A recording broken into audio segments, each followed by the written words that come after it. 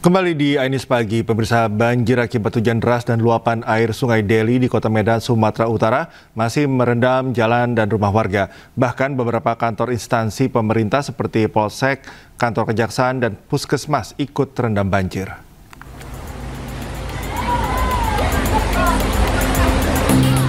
Sejumlah lokasi di Kota Medan masih tergenang banjir akibat hujan deras dan luapan air Sungai Deli yang terjadi pada Minggu pagi.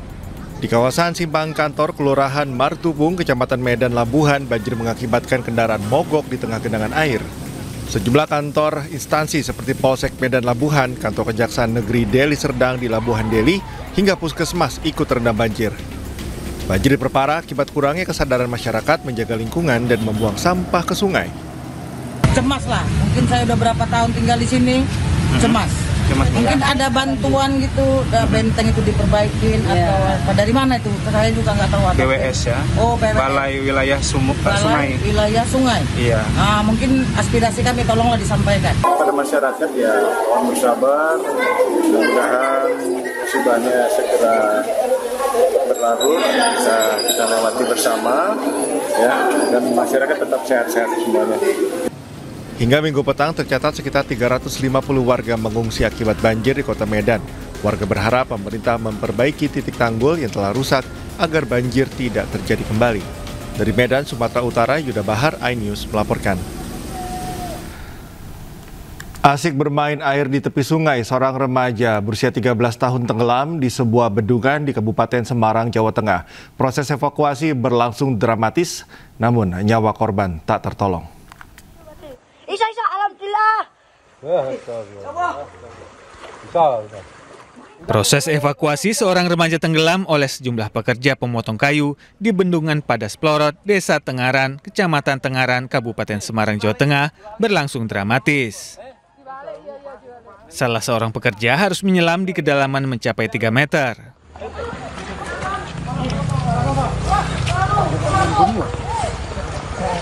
Korban berhasil dievakuasi dan diberikan pertolongan pertama, namun sayang nyawa korban tidak tertolong. Kejadian bermula saat korban bersama 3 temannya berenang di pinggir sungai. Korban yang tak mahir berenang tak menyadari jika arus air telah membawanya ke sebuah bendungan yang cukup dalam.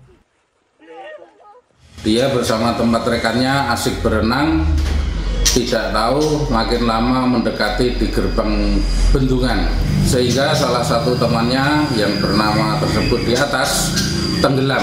Kemudian rekan-rekan lainnya tidak berani menolong, akhirnya lari ke tempat kegergajian dekat TKP untuk minta tolong. Jasad korban sempat dibawa ke RSUD Salatiga. Usai diidentifikasi, jasad korban selanjutnya dibawa pulang pihak keluarga untuk dimakamkan. Dari Kabupaten Semarang, Jawa Tengah, Lurisa Lulu, iNews melaporkan. Proses identifikasi robohnya bangunan Pondok Pesantren Al-Khozini di Budoran Sidoarjo masih terus dilakukan. Pada hari Minggu, tim DVI Polda Jawa Timur kembali mengenali jenazah santri Pondok Pesantren Al-Khozini. Tim DVI Polda Jawa Timur dibentuk dengan melibatkan berbagai pihak dan tenaga ahli yang bekerja tanpa henti. Hal ini untuk memastikan seluruh jenazah korban dapat teridentifikasi dengan tepat. Sementara itu, Kabid Dokes Polda Jatim Kombes Pol Muhammad Husnan Marzuki menyampaikan, pada hari Minggu 2 kantung jenazah berhasil diidentifikasi. Dengan bertambahnya hasil identifikasi ini, maka tim gabungan telah berhasil mengidentifikasi 53 jenazah dari 67 kantong jenazah yang diterima.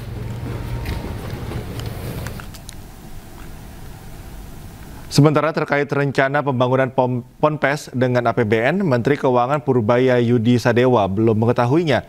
Wakil Ketua DPR RI Sufmi Dasko mengatakan rencana tersebut belum final.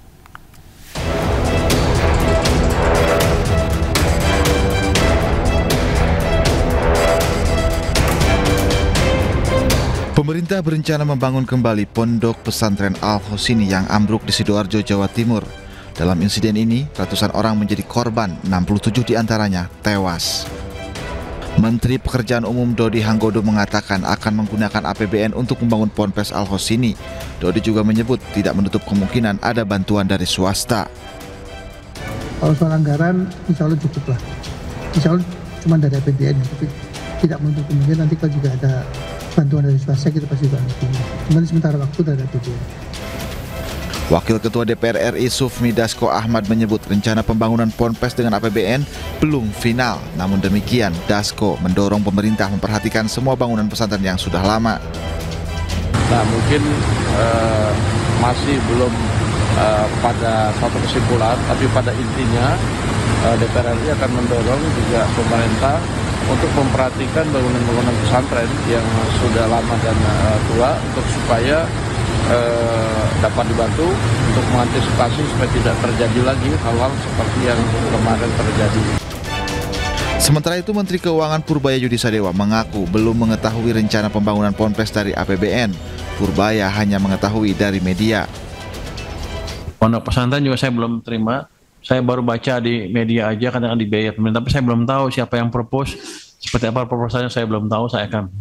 Kita akan tunggu seperti apa proposalnya. Gedung Ponpes Al-Hosini ambruk pada Senin 29 September 2025. Polisi periksa sejumlah saksi dan bukti dari lokasi kejadian. Polisi juga telah naikkan kasus ini ke penyidikan, namun belum ada yang ditetapkan sebagai tersangka. Tim Liputan iNews melaporkan. Usai rapat terbatas sejumlah menteri di kediaman Presiden Prabowo di Kertanegara, Mensesnek Prasetyo Hadi menyebut pemerintah sedang mengkaji ulang pembangunan Ponpes menggunakan APBN. Presiden Prabowo telah memerintahkan Kementerian PU untuk melakukan cek lapangan untuk memastikan bangunan Ponpes betul-betul terjamin keamanannya. Kemarin. Ya, pasca kejadian kemarin kan kemudian muncul beberapa pemikiran ya. Salah satunya adalah tadi mungkinkah pembangunan pondok pesantren itu bersumber dari pembiayaan dari APBN, tapi memang semua sedang kita pelajari ya, karena kan itu berkaitan dengan masalah jumlah, kemudian juga berkaitan dengan masalah perkembangan, apakah kemudian pondok pesantren yang sekarang eksis yang menjadi prioritas, ataukah ke depan misalnya ada pembangunan pondok-pondok yang baru. Nah, itu sedang dicoba dipelajari ya. Yang penting adalah pasca kejadian kemarin Bapak Presiden memerintahkan kepada kita semua untuk sekali lagi melakukan pendataan, menginventarisir, terutama yang berkenaan dengan masalah keselamatan itu harus menjadi prioritas utama gitu. Jadi memang Kementerian PU diminta untuk melakukan cek ke lapangan ke setiap pondok pesantren untuk memastikan bahwa bangunan-bangunan fisik itu betul-betul terjamin keamanannya gitu.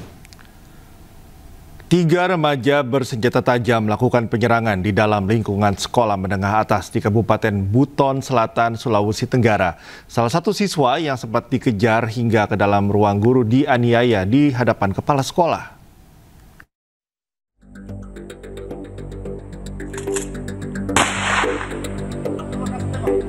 Inilah penangkapan 3 remaja pelaku penyerangan sekolah di sebuah rumah di Kecamatan Batauga, Kabupaten Buton Selatan, Sulawesi Tenggara.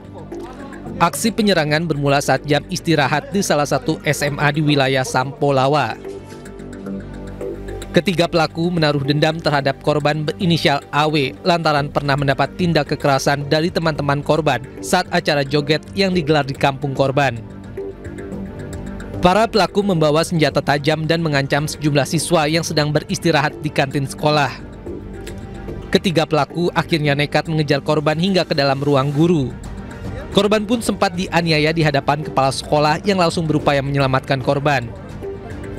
Polisi yang menerima laporan langsung mendatangi lokasi kejadian dan mengevakuasi korban ke puskesmas terdekat. Sementara pelaku berhasil ditangkap usai polisi melakukan pengejaran sejauh 35 km. Bahwa ada penyerangan dengan menggunakan sajam. Mendengar informasi tersebut, anggota kami turun ke TKP dan langsung mengamankan korban, dibawa di puskesmas, dan tersangka kami kejar sampai di wilayah hukum Polsek Batauga. Akibat penganiayaan, korban alami luka pada bagian kepala dan trauma. Saat ini para pelaku diamankan di Polsek Sampolawa untuk menjalani pemeriksaan dan kasusnya akan diambil alih Satreskrim Polres Buton. Kasus tewasnya siswa SMP negeri di Grobogan, Jawa Tengah mulai terungkap. Sebelum tewas, korban sempat berkelahi sebanyak 2 kali karena tak terima dirundung teman-temannya.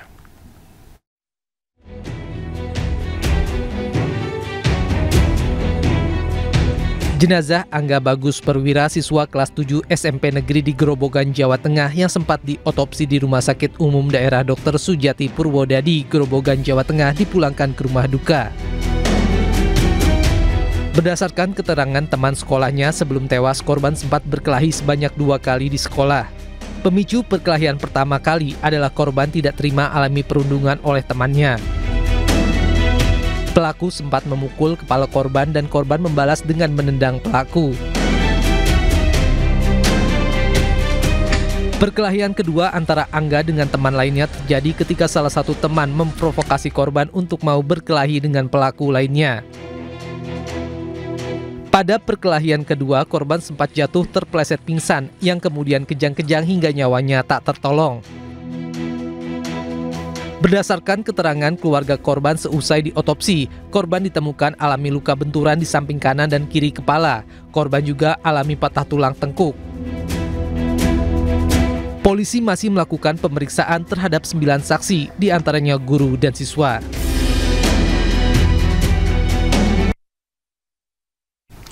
Keinformasi lainnya, pemirsa, Presiden Prabowo Subianto memanggil sejumlah Menteri Kabinet Merah Putih ke Kertanegara, Jakarta Selatan pada Minggu malam. Selain sejumlah Menteri, Wakil Presiden Gibran Rakabuming Raka juga turut hadir dalam pertemuan tersebut. Menteri yang hadir diantaranya Menteri Perdagangan Zulkifli Hasan, Menteri Keuangan Purbaya Yudi Sadewa, Menteri Perumahan dan Permukiman Marwarar Sirait, Kepala BIN Herindra, Menko Bidang Perekonomian Erlangga Hartarto, hingga Menteri SDM Bahlil Lahadalia. Menteri Sekretaris Negara Prasetyo Hadi menyebut pertemuan membahas sejumlah agenda, diantaranya sistem perbankan dan keuangan, terutama menyangkut masalah devisa hasil ekspor yang belum mencapai target, membahas percepatan pembangunan Papua hingga wacana pengiriman 20.000 pasukan keamanan ke Gaza. Prasetyo juga menyebut bahwa dalam rapat ini Presiden Prabowo tidak membahas pemotongan TKD dan pajak wush. Enggak, malam ini tidak membahas masalah TKD karena kan memang beberapa kali juga sudah disampaikan penjelasan dari Kementerian Keuangan. Kemudian juga beberapa hari yang lalu beberapa kepala daerah juga sudah diterima beraudiensi dengan Menteri Keuangan, ya. Saling berkoordinasi untuk diberikan penjelasan mengenai masalah TKD ini. Ini kehadirannya Mas Gibran, apakah ada ngomongin soal percepatan pembangunan Papua juga nggak sih Mas? Yang kemarin juga baru dibentukkan, ada obrolan itu juga nggak? Hanya sedikit. Jadi setelah itu diminta untuk kemarin tim komite eksekutif yang sudah dilantik oleh Bapak Presiden untuk segera melakukan rapat koordinasi, ya, supaya sesegera mungkin dapat melaksanakan pekerjaan untuk membantu badan pengarah percepatan pembangunan otonomi khusus Papua. Mas, terkait dengan WUS ini tadi dibahas Mas, kan soal Menko kan juga bilang soal WUS itu kan menolak untuk bayar pakai APBN, Mas. Apakah sempat dibahas juga Mas? Malam ini tidak sempat. WUS bukan salah satu pembahasan. Sebelumnya, Menteri Keuangan Purbaya Yudi Sadewa berencana memotong transfer ke daerah atau TKD. Wacana tersebut juga sempat diprotes sejumlah kepala daerah.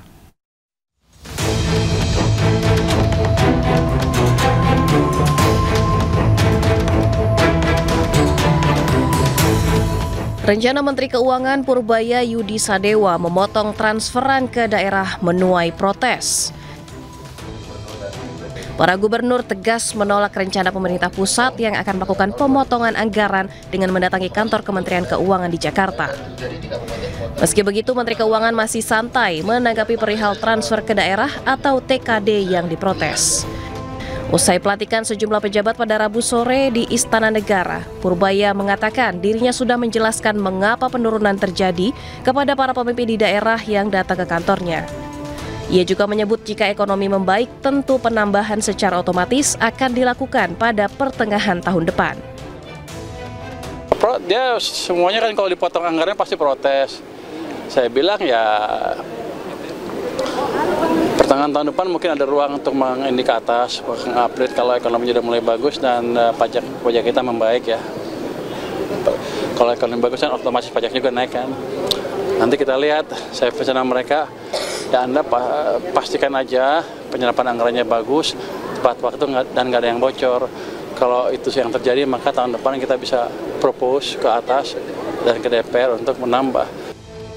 Sementara Ketua Dewan Perwakilan Daerah Sultan Bahtiar Najamuddin mengatakan legislatif telah berkomunikasi dengan Menkyu dan menekankan untuk perbaikan berkala soal transfer ke daerah serta melakukan penambahan anggaran. Sebelumnya di depan belasan gubernur yang mendatangi kantornya, Menteri Keuangan Purbaya Yudisadewa telah mengatakan alasan pemotongan disebabkan APBN 2026 lebih rendah 29% dari sebelumnya di angka 919 triliun menjadi 650 triliun rupiah. Dari Jakarta, Camar Haenda Novandwi, iNews melaporkan.